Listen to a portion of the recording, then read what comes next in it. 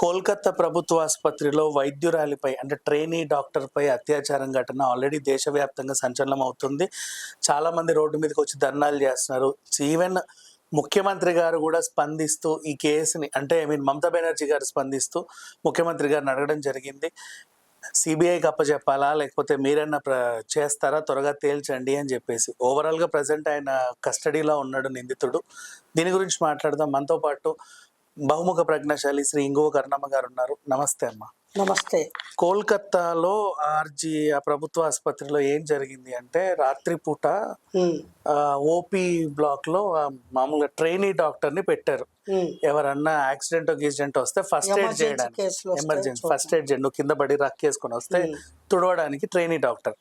అంటే ఇంకేమన్నా కేసులు వస్తే సీనియర్ సర్జన్లు ఉంటారు, వాళ్ళ వ్యవహారం తర్వాత. ఫస్ట్ అయితే ఈవిడ వ్యవహారం చక్కబెట్టేలాగా ఆ టైంలో ట్రైనీ డాక్టర్ని పెట్టారు. చూస్తేనేమో సీసీటీవీ ఫుటేజ్ ఆధారంగా చూస్తే ఆ టైంలో 5గురు వచ్చారు హాస్పిటల్కి. రకరకాల టైమింగ్లో 10 నిమిషాలు అటు ఇటుగా 5గురు ఎంటర్ అయ్యారు. వాళ్ళందరూ కూడా రాత్రిపూట వాళ్ళ బంధువులు మంచం మీద పడుకున్న వాళ్ళు ఉంటారు కదా, వాళ్ళకి కేర్ టేకింగ్ కోసం వచ్చారు. అయిపోయింది వాళ్ళ బంధువులు. ఒకడు మాత్రం ఈ ట్రైనీ డాక్టర్ ఉండే సెమినార్ హాల్ దగ్గరికి వెళ్ళి మరి తర్వాత ఏం జరిగిందో ఎవరికి తెలియదు. తెల్లారు లేసరికి అమ్మాయి శవమై పడుంది. ఒంటి నిండా గాయాలు, ఎక్కడ పడితే అక్కడ రక్కేసి కొరికేసిన ఇది, జుట్టు పీకడం, మెడలో పొడవడం, ఇక్కడ పొడవడం, ప్రైవేట్ పార్ట్స్ లో పొడవడం, సామాన్లు దూర్చడం అండ్ ఫింగర్స్ కట్ చేయడం, ఇట్లా రకరకాలుగా మార్నింగ్ ఉంది. ఆవిడ అరిచిందా, కేకలేసిందా, అసలు ఏమైందో రాత్రిపూట జరిగిన సిచ్యువేషన్ ఎవరికి తెలియదుమా.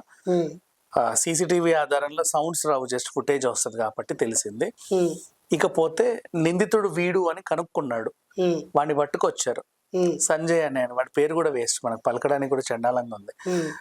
వాడికి ఆల్రెడీ గతంలో 4 భార్యలతో వివాహాలు అయ్యాయి. ఒక భార్య క్యాన్సర్ తో మరణించా, మిగతా 3 విడిపోయారు అని చెప్పుకోవడం కంటే వీడు ఆ టైంలో వాడు ఫోన్ లో హింసాత్మకమైన ఫోన్ చూస్తూ మందు తాగుతా ఉన్నాడు అనమాట.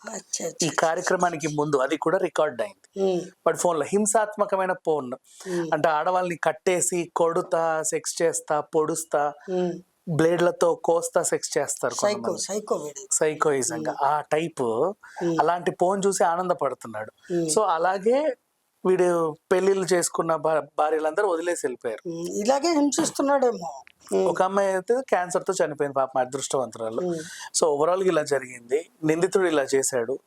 ఆ ట్రైనీ డాక్టర్ అది ప్రభుత్వ ఆసుపత్రిలో ఇలా జరగడం పట్ల మొత్తం సమాజం అంతా కూడా ఇంకా రగిలిపోతుంది. ఓవరాల్ గా న్యాయం జరగాలి. అందుకేనండి నేను ఊరకే అంటలేదు. ఎవరైతే రక్షణ శాఖ, పోలీస్ శాఖ వారు ఉన్నారో వాళ్ళకి నేను అనేక సార్లు సవినయంగా, వినమ్రతతో విజ్ఞప్తి చేసుకుంటున్నాను. దయచేసి ఇటువంటి వికృత చేష్టలు చేసేటువంటి దుర్మార్గుల్ని ఏరి పట్టుకొని ముందరస్తుగానే అటువంటి వాళ్ళని రెక్కి చేసి పట్టుకొని వాళ్ళకి కఠినమైన శిక్షలు విధించండి మహాప్రభో అని వేడుకుంటున్నాయి. ఎందుకంటే లోకంలో వీళ్ళందరూ చాలా వికృతమైన చేష్టలతో ఆడవారిని, మగవారిని కూడా హింసిస్తున్నారండి. ఎందుకంటే వాళ్ళకి ఏదో ఒక దుర్వ్యసనం ఉంటుంది. తాగుడు, మద్యం సేవించడము, డ్రగ్ అడిక్షను, ఏదో ఒక దుర్వ్యసనం ఉంటుంది. ఆ దుర్వ్యసనానికి లోనైన తర్వాత దాని ముత్తాత ఏమిటి అంటే నెక్స్ట్ ఏం చెయ్యాలో తెలియదు. ఏదో ఒకటి చేసేయాలి, ఏదో ఒక క్రైమ్ ఏదో ఒకటి చెయ్యాలి. ఆ ఏదో ఒకటి ఏమిటి? ఇంకా మనిషికి ఆ విశృంఖలత అంటే ఏం చేస్తున్నాడో తెలియనంత దారుణంగా ఈ సెక్స్ వీడియోలు చూడటము, అవి విచ్చలవిడిగా సెల్ ఫోన్లో ఎక్కడ పడితే అక్కడ ఏ వయసు వాళ్ళకైనా అందుబాటులోకి వచ్చేసాయి. ఇప్పుడు మంచి ఎవరికి అక్కర్లేదు. చెడు ఆకర్షించినంత త్వరగా మంచి ఎవరిని ఆకర్షించట్లేదు. కారణం ఏమిటి అంటే చెడులో అంత ఆకర్షణ ఉంటుంది. ఆ విషయాన్ని విచక్షణ జ్ఞానం ఉన్న మానవుడు గ్రహించి చెడు జోలికి పోడు. కానీ మన దౌర్భాగ్యము, కొందరు మానసిక దౌర్బల్యంతోటో లేకపోతే వ్యసనానికి బానిసలయ్యో ఇటువంటి చర్యలకు పాల్పడతారు. ఇటువంటి యాటిట్యూడు చిన్నతనం నుంచే వాళ్ళు డెవలప్ చేసుకుంటారు మానసికంగా.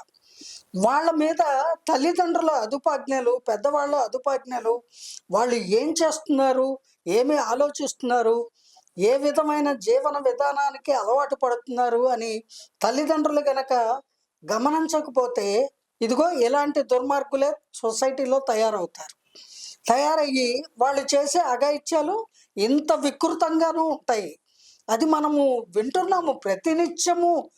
ప్రపంచం మొత్తంలో ఏదో ఒక మూల, ఏదో ఒక ఊర్లో, ఏదో ఒక చోట నిత్యము అనేక సంఘటనలు, రేపులు, మర్డర్లు, లేదా హింసించడాలు, లైంగికంగా వేధించడాలు, ఆడవాళ్ళని మగవాళ్ళని కూడా నీలి చిత్రాలు తీయడాలు, బ్లాక్మెయిల్ చేయడాలు, మస్తాన్ సాయి, లావణ్య లాంటి వాళ్ళ గురించి మనం తరచూ మాట్లాడుకునే పరిస్థితి రాలేదు. మన ఊళ్ళోనే జరుగుతున్న విషయాలు మనం మాట్లాడుకుంటున్నాము.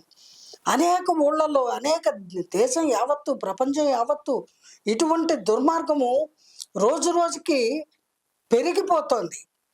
దానికి ఒక ఆనకట్ట వెయ్యాలి. తక్షణమే ప్రభుత్వాలు, ఏ దేశంలో జరిగితే ఆ దేశంలో ప్రభుత్వాలు, ఏ రాష్ట్రంలో జరిగితే ఆ రాష్ట్ర ప్రభుత్వాలు, ఎక్కడ జరిగితే అక్కడ ఉన్నటువంటి ప్రభుత్వానికి, చట్టానికి, న్యాయానికి వీళ్ళకే కదా అన్ని అధికారాలు ఉంటాయి. వాళ్ళు తగు చర్యలు తక్షణమే తీసుకోవాలండి. తీసుకోకపోతే ఇటువంటి వాళ్ళ వల్ల ఎప్పుడు ఎటువంటి దౌర్జన్యంకి ఎవరు బలైపోతారో తెలీదు. మానవుడికి రక్షణ ఉండదు. ఎక్కడో సరిహద్దుల్లో ఇతర దేశాల నుంచి మన దేశానికి రక్షణ ఉండదని లక్షలాది మంది మన దేశాన్ని రక్షిస్తున్నారు. కుటుంబాలకి దూరంగా జీవితాలు త్యాగం చేసి మంచు కొండల్లో ఉంటున్నారు దేశ సరిహద్దుల్లో. మరి దేశం నడిపొట్టున నగరాల్లో, విలేజెస్లో, ఇళ్లల్లోనే ఎన్నో ఘోరాలు జరుగుతున్నాయి, ఎన్నో నేరాలు జరుగుతున్నాయి, ఎన్నో లైంగిక వేధింపులు జరుగుతున్నాయి. పాపం ఆ పిల్ల ఏం చేసింది? చక్కగా చదువుకుంది, ఉద్యోగం చేసుకోవడానికి వెళ్ళింది. ఈ దుర్మార్గుడు ఎక్కడి నుంచో ఒక పక్షి వాలినట్టు ఆ హాస్పిటల్ కాంపౌండ్లోకి వచ్చి అక్కడ కూర్చొని తాగుడు తాగి ఆ ఫోన్ వీడియోలు చూసి ఆ వికృత చేష్టలకి వెంటనే వాడికి ఒక మనిషి కావాలి, ఒక ఆడ మనిషి. హాస్పిటల్లో ఎవరో ఒకళ్ళు దొరక్కపోతారా? వాడికి విచక్షణ ఉండదు. పేషెంట్ అయినా సరే, డాక్టరే అక్కర్లా, నర్సో పేషెంటో డాక్టరో ఎవరు దొరికితే వాళ్ళు. వచ్చాడు, ఈ అమ్మాయి కనపడింది, దాని కర్మ కొద్దీ అంతే. దాన్ని వికృతంగా హింసించి మానభంగం చేసి వాడి వికృత ఆనందాన్ని వాడు పొందాడు. పర్యవసానం ఏంటి? పోలీసులు వస్తారు, కనిపెడతారు, వాడిని జైల్లో పెడతారు, వాడికి ఏదో జరిమానా విధిస్తారు, 3 నెలల్లో 6 నెలల్లో ఏడాదో జైలు శిక్ష వేస్తారు. అది సరైన పద్ధతి అండి? కాదు. ఇటువంటి రోగము ఎవరికి ఉంటోంది అనేది ఆది నుంచి అన్వేషించి కనిపెట్టి అటువంటి వాళ్ళని ముందస్తుగానే తీసుకువెళ్ళి వాళ్ళందరినీ ఒక ప్రత్యేకమైన సెల్లో పడేయాలండి. పడేసి వాళ్ళలో పరివర్తన తేవడానికి ప్రయత్నించాలి. పరివర్తన రాలేదనుకోండి, యావత్ జీవితము వాళ్ళని అక్కడే ఉంచాలి. లేదా వాళ్ళకి ఏదైనా మన చట్టాల్లో, మన రాజ్యాంగంలో ఒక ప్రత్యేకమైన శిక్షల్ని ఏర్పాటు చేసి వాటిని అమలు చేయాలి. తప్పదు. ఎందుకంటే కలికాలము అని అనుకోవడము, ఇలా జరిగిపోయింది, అలా జరిగిపోయింది అని జరిగిపోయాక విచారించడము, ఆ చచ్చిపోయిన డాక్టర్ తిరిగి వస్తుందా? ఆ అమ్మాయి తల్లిదండ్రులకు గర్భశోకం తీరుతుందా? మళ్ళీ గవర్నమెంట్ హాస్పిటల్లో ఆమెకు పోస్ట్ రావడం అంటే చాలా పాపం ఎంత కష్టపడిందో. గవర్నమెంట్ ఎక్స్గ్రేషియాలు అవి ఇస్తే అది వాళ్ళ పిల్లను వాళ్ళకి తెచ్చి పెడతాయా? ఆ డబ్బుతో వాళ్ళకి పిల్ల దొరుకుతుందా? మళ్ళీ కనే వయసు ఉందా వాళ్ళకి? మళ్ళీ కని పెంచుకోగలరా? వాళ్ళ జీవితానికి సర్వనాశనం అయిపోయే పరిస్థితి ఎవడో ఒక దుర్మార్గుడి వల్ల, ఎవడో ఒక అనామకుడి వల్ల సంభవించింది అంటే అదొక యాక్సిడెంట్, అనుకోని సంఘటన. ఇటువంటి అనుకోని యాక్సిడెంట్లు, ఇటువంటి దుర్మార్గపు చర్యలు, వికృత చేష్టలు చేసే సైకోలని దయచేసి ముందరస్తుగానే రెక్కి చేసి పట్టుకోవాలి అంటే కేవలం అది ఒక పోలీసు విభాగానికే సాధ్యమండి.